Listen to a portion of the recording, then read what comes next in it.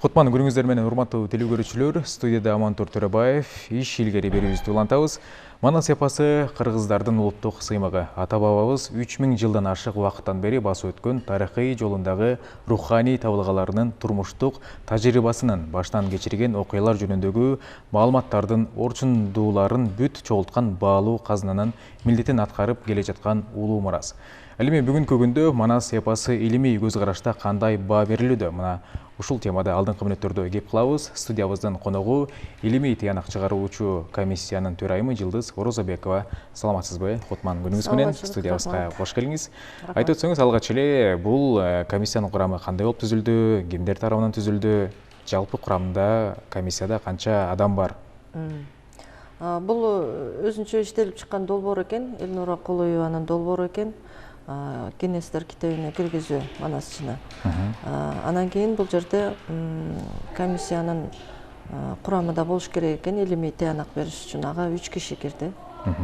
3 киши бул Манасты изилдеп жүргөн кишилер, Манаска тиешеси бар.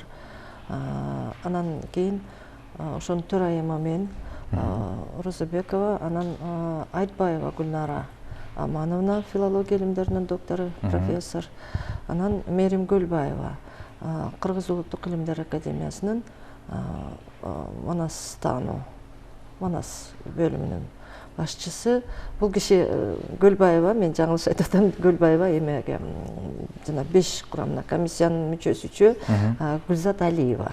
Гүлзат Алиева философия илимдеринин кандидаты.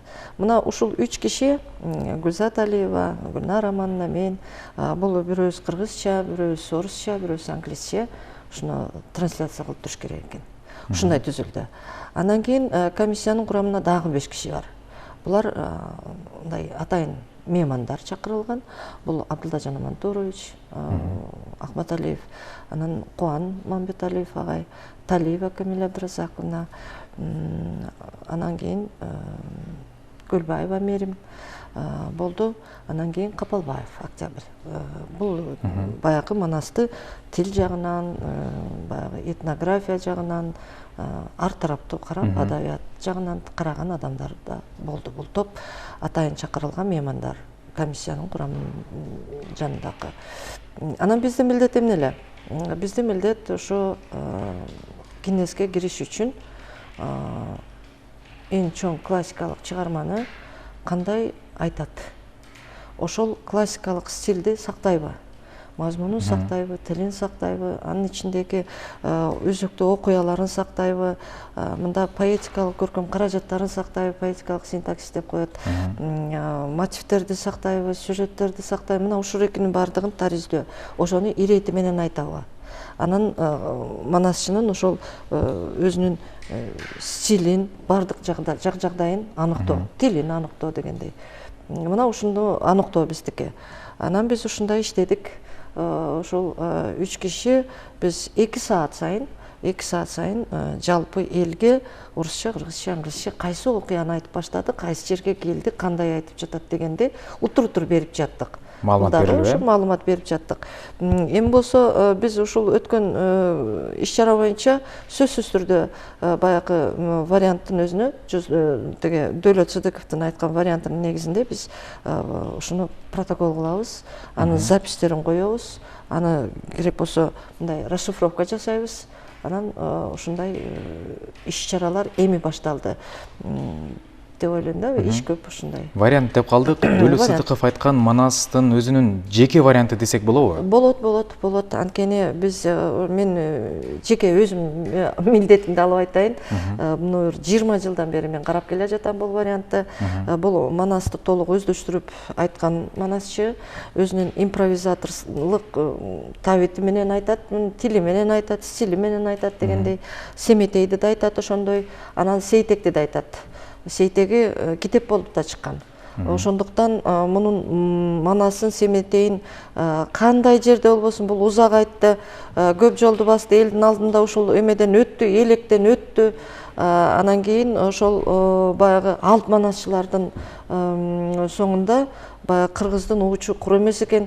Менин оюмча дагы бир манастын дагы бир жаңы вариантын пайда болду десек болот. илимге берет деп абдан ишендирип кете алам. Бул илимге болгон Дөөлөт Сыдыковдун албан зор салымы, кыргыз элинин казынасына болгон көөнөргүс салымы деп эсептейм. Анан Гиннестин рекордтору китебине деп калдык. Качан кирет же дароо эле киреби деген суроолор жаралып атат да. Эми аларга момундай прямой трансляция болуп турду. Алар ошол манас айтылганда угуп турушту, ошондой сүйлөшүлгөн экен. Уюштуруучулар айтты муну. Алар ошо тикесинен карап турду. Бул бала такыр наар албай айтты. Буга чейин бир мындай басып туруп дегендей айтылган манасчы. Бирок дагы бир орундан жылбай, эчтеке наар албай туруп 14,5 саат 14 саат 27 минут 51 секунда. Ошондо дагы биз бул манасчыны мындай зорго токтоттук.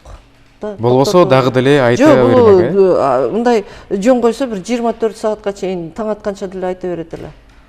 Бирок эң сонун жерине келип токтоду да.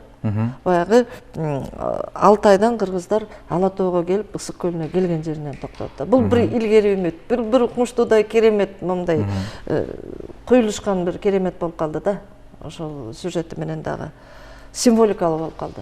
Бул ушундай кезекте элдин башын бириктирген мындай бир жүрөгүнө бир сонун нерсени, руханий маданиятты салган, тарыхый бир көзөрмөмдөрдү тартуулаган, бардык нерседен чарчап турганда элдин көөдөнүн көтөрүп момундай көкөлөтүп койду да. Дөөлөт Сыдыковду айтып атабыз, оозуна бир дагы наар албай деп, анан кийин андан дагы мурун 16 сааттап айткан манасчылар кездешкен деп атабыз. Алар кандай ыкмада айткан? Мүмкүн ортосунан тынып айтканбы? Жок, 16 саат манас айткан манасчы жок, мен билгенден. Мен билгенден, мен илгери теге Курман Кыдырбаева деген эжекебиз болгон. Өмүр бою Кыргызстан аялдар журналынын редактору болуп жүргөн. Ошол киши Саякбай Каралаевди жазып алган киши. Акыркы вариантын латын арабинде. Мына ошол киши айтып калар эле, Саякбай атам дагы күн түн деп айткан кезде, ошондо анда мында сары майдан уртап коюп, мындай суусунду куртап коюп айткан да. Мына ошол киши айткан. Тыныбек Жапай уулу айткан, ошентип уртап коюп. Анан деги эле Кыргыздын тарыхында 16 саат тынбай айткан манасчыны мен билбеймин. Бул биринчи жолу 14,5 саат ушундай эч жерден жылбай туруп биринчи жолу айтылды. Мындай 10 саат, 11 саат, 12 саат айткан. Бул Дөөлөт биринчи 12 саат деген өзүнүн эмеси бар болчу, рекорду. Баскан. Анан кийин бул өзүнүн рекордун кайрадан жаңыртты да. Бул алдаганча 14,5 саат дегендин өзү баягы дүйнөлүк Гиннес китебинин талабынан 4 саат өтүп кетти, 4-5 саат. Бир топ эле өтүп кетти. 4-5 саат өтүп кетти. Бул 10 саат айтып деле ошо токтоп калса болмок, анда деле өтмөк. Бирок менимче бул бир эле Кыргызстандагы эмес, дүйнө жүзүнүн айтуучуларынын арасындагы эң бир мындай укмуш окуя болду да. Бирок момундай рекордко момундай болуп айтканы жок. Бул биринчи жолу. Биринчи жолу. Так эле айтыш керек, биринчи жолу деп эле. Ооба, аны моюндаш керек, ийгиликти ийгиликтей көрүш керек. Эрдикти эрдиктей көрүш керек. Бул манасчыларга абдан чоң аброй алып келди. Түшүнгөн кишиге бул абдан чоң аброй алып келди. Манасчы деген азыр 21-чи кылымда ушунчалык информацияны мээге тутуп калыш компьютердей болуп. Анан эл алдында тынбай айтыштын өзү, бул өзү керемет. Бул өзү касиет. Манастын өзүнүн улуу касиети жылоолоду да ошон үчүн айтты. Муну жөн эле кишилер айта бербейт. Мындай манасчылар өзлөрү биздин чоң иш-чаралар болуп атпайбы? 7 күндүк манас айтуу болуп атат. Анда мурун баягы илгери Улан деген манасчыбыз жаңы чыгып келе жаткан кезде ошо 7 күнү манас айткан, манас күнбөзүндө. Анан эми алар момундай малдаш урунуп отуруп алып кирейли кечке 14 саат жылбай айтканы жок, чынын айтыш керек да, аны моюндаш керек. Анан бул биринчи жолку окуя. Ушуну биринчи жол деп белгилесек толук кандуу мүмкүн. Анан кийин таланталы айтып жүрөт, мына Замир айтып жүрөт, Ырыспай айтып жүрөт, булар деле 10 сааттан кем эмес айтат. Анан бирок дагы момундай чыныгы момундай таймашка келгенде айтканы бул биринчи жолу болуп атат. Ошондуктан буга кубаттоо керек. Жакшы нерсени жакшы пейилди кенен коюп кубаттоо керек. Анан ошол күнү мындай кар жаап, суук да болуп кетти десек болот. Анан сиздер кайсыл жакта отуруп, кандай критерийлер менен баалап жаттыңыздар? Бизде ошол Манасчы өзү 5 метр бийиктиктеги жанагы темирдин үстүнө коюлган боз үйдүн ичинде айтты да. Айнек боз үйдүн ичинде. Ал ошол эменин Гиннестин өзүнүн талабы экен. Мындай прозрачный көрүнүп туруш керек экен, ачык болуш керек экен. Ал эми биз болсо жердеги боз үйдө отурдук. Жердеги боз үйдө отурдук. Биз укмуштуудай бир керемет абалда отурдук. Караңгы кирди, кар аябагандай жаап атат, жамгыр аралаш жаап атат. Биз боз үйдүн ичинде момундай свеча шамдарды күйгүзүп койдук. Отту жактык, аябай момундай тондорду орондук. Анан ошол жерде үчөөбүз отурдук. Анткени баягы Манастын ааламын ушундай бир оттун илеби менен отурдук. Биздин чырагданыбыз да жок эле. Андан кийин бизге чырак коюп беришти бир жарым сааттан кийин. Бирок чындыгында бул чыныгы күйгөн оттун өзү дагы өзүнчө романтика, экзотика. Бул баягы Манастын өзүнүн айтылышы менен жалгаштырды. Ушундай шартта биз айттык. Эми биз ал Манасчы ушундай жамгыр менен, кар менен аралашып, бурганактап, момунту удургуп туруп айтып аткан кезде бизге суугу деле, кары деле, жамгыры деле баары бир эле. Биз ошо боз үйгө эле кечке отура берген жокпуз. Ошо сыртка чыгып алдык. Жанагы чоң экрандын астына элдер келди. Ошол жаш балдарын көтөрүп келди, апалар отурду ошол жерде ак эле чекчен. Тикеси менен тик турду, ошолорго орундук коюп берген киши жок. Сааттап биз ошол жерде турушту, апалар дагы, аталар дагы турушту, агалар да турушту. Биздин маданий дүйнөнүн интеллигенциялары келип кетип атышты. Бирок негизи момундай элден айланса болот, эл турду да.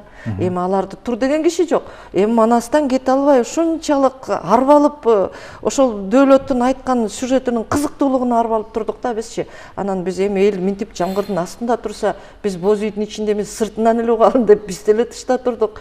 Айтор биз Манасчы айтып баштаган мүнөтүнөн баштап акырына чейин биз чындыгында өзүбүз токтоттук. Болбосо бул дарамети менен бул таң атканча айта берет эле. Анан айтып өтсөңүз, ушул Манасчыбыз Дөөлөт Сыдыковдун айткан манасы ушул сиздер тараптан ушул комиссиянын корутундусу жыйынтыгы чыктыбы, кандай баа берилди же дагы деле иштелип жатабы? Биз сөзсүз түрдө бул милдет да. Биз ошол Гиннестердин өзүнүн талаптары, жоболору бар экен. Ошолор менен биз толук кандуу документациясын даярдап беребиз.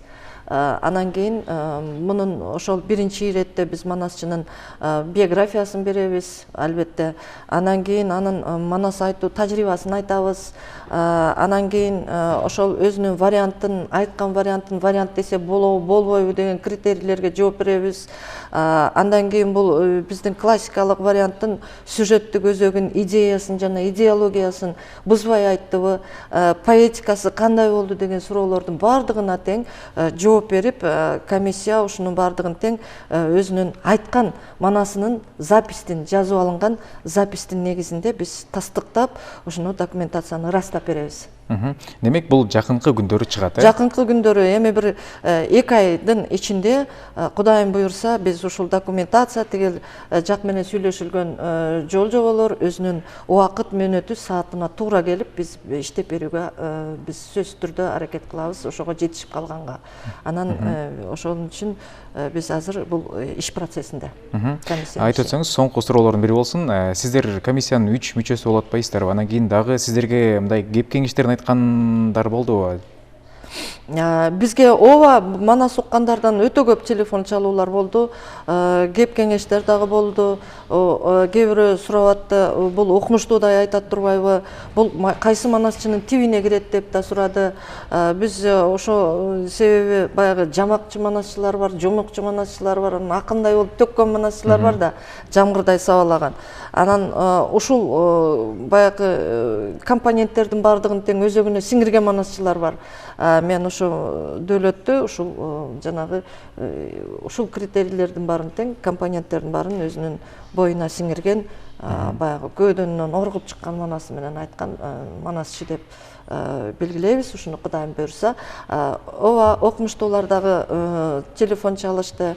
Бул өзүнүн вариантыбы деп сурашты. Ооба өзүнүн варианты десек, аны кандайча билебиз дейт. Мунун баягы санап берем кайрадан баштап импровизаторлугу, анан тигиниси, мунусу дегендейчи бардык жагдайына. Менимче ушул комиссиянын жыйынтыгынын негизинде, эгерде биз ушул айтылган үзүндүнү эми бул Манастын төрөлгөнүнөн ушу Алтайдан Ала Тоого келаткандагы ысык көлгө келгендеги эле жерине символикалык түрдө эле ушул жерде эле 14,5 саат айтты.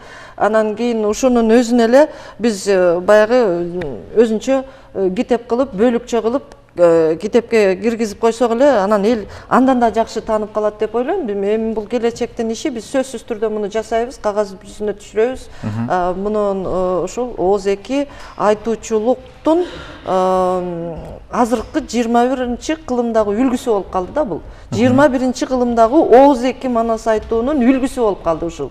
Ошондуктан бул китепти чыгарып кою керек. Анан элдер көп суроолорун, ооба кеп кеңештерин берди, рас эле токтоттуңар деп айтты. Себеби эриндери көбөгөрүп, баягы өзү эме болуп, бирок дагы ушу эми токтотолу деп атканда бул оргуп манас айтып алды да.